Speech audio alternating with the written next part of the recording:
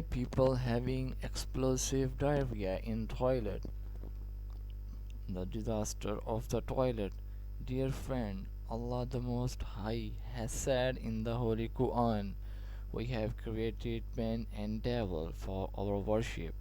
Now, when Allah the Most High says we have created them for our worship, then we have to do business and life in the same way, and we cannot be separated from the Allah, the Most High. I will give you an example.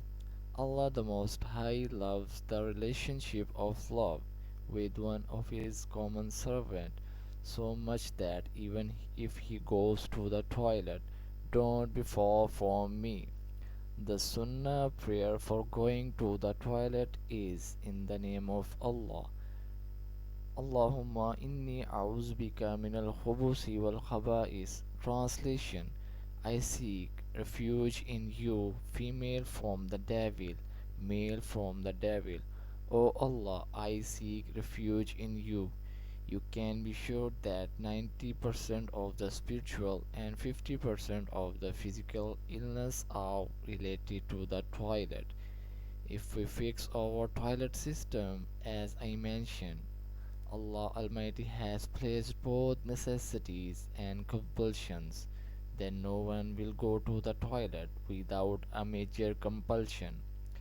We have so many problems that we cannot describe, and there are also some who are tired of getting treatment are not cured. How many devils told us that when he went to the toilet, he urinated in our food, made it impure and spoiled it. That is why we are angry with him.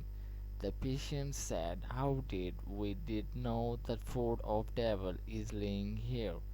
The devil said, if you recite the prayer that the messenger of Allah, peace be upon him, has said, we will automatically leave.